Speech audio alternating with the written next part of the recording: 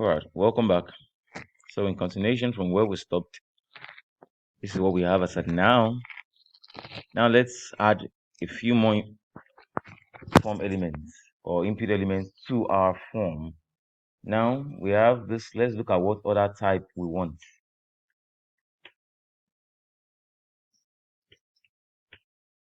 Okay, now we're going to use the checkbox and we're going to use the radio button. I'm going to explain that very soon. But let me see if there's any other important ones. Okay,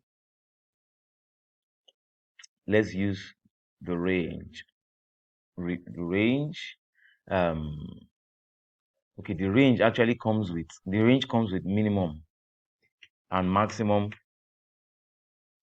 First of all, let's remove this one for, let's call it rating.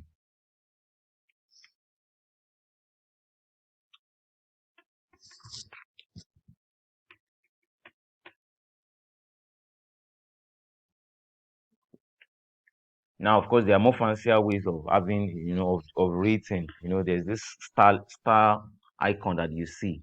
It's actually on Bootstrap as well. But we're just doing something simple. So type set to range, placeholder. I'm not sure this one actually should have a placeholder because it doesn't even have an input. So the ID will also be set to rating just as the. So for now, let's see what it looks like. All right, this is what we have for now. Now, there are actually more fun ways to go about this. You can actually specify. All right, so let me see. Let me try something. I'm not sure this should, because I've actually not tried this before actually. But let me just see. What have I just done? Oh my God. Okay, I've scattered the whole thing right now.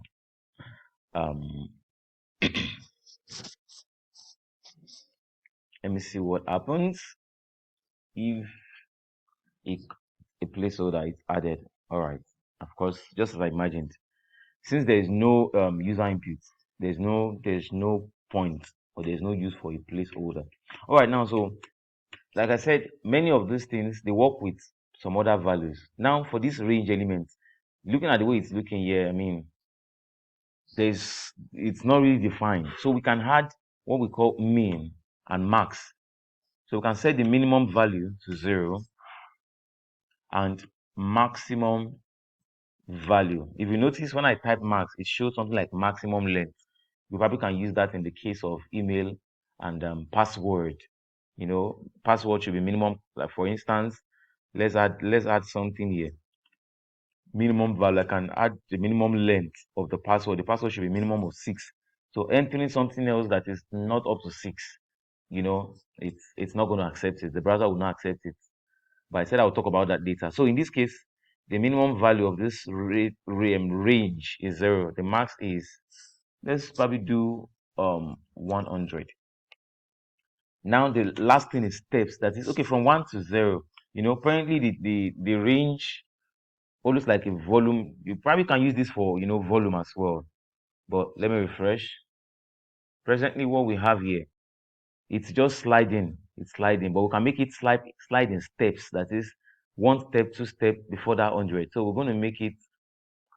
Look at, we want to have 5 steps. So each step is going to be 20. 20 in 5 places will give us 100. I've added 5 steps to it. We refresh and look at what we have. You can only move it 5 times. Okay, it's still I'm not having what I want. Let me see, what am I doing wrong? Okay. Okay, I think let's try something smaller. If I have 10 and each step takes 2, I should have 5 steps. Let me refresh again. Now by default, the thing is set. You can set the default to anywhere you want. Let's see. Now it's not even moving. Okay, it's moving now. Can you see it's moving in steps? Unlike before that, it was just sliding. Now 1, 2, 3, 4, 5 steps occupies this whole place. So because each step covers 2 and we add 100. So in the case where we had 100, this 20, each step should be 20, and then we should still have the same thing. Okay, now 1, 2, 3, 4, and 5. So this is 0, 20, 40, 60, 80, and 100. So each step takes 20 counts. It depends on whatever you set here. And you can also have a default, a default. For instance, now when you refresh, the range is always somewhere around here. You can make it that from beginning it is here, or from beginning it is here, or it's at the middle. How do we do that?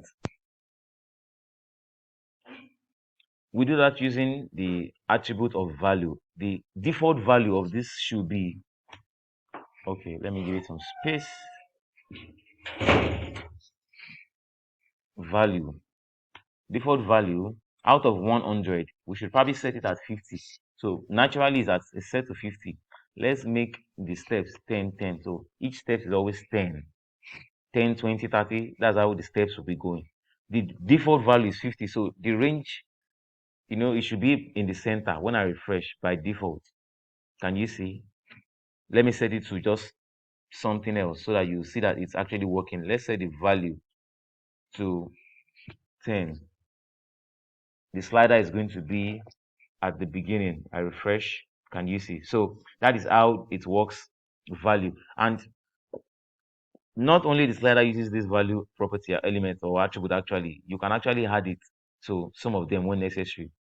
Okay, so let's see any other one that you can use. Let's see any other type attribute. Now we have file. Okay.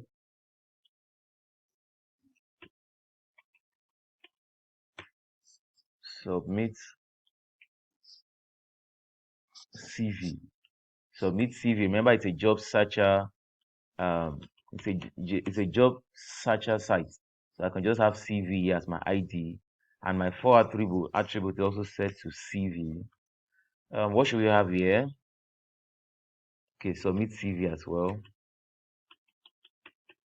I've not really gotten to use this anyway, so I've not. For now, let's just see placeholder. I save, and when I refresh, what do we have? Submit CV. That is the what do we call it?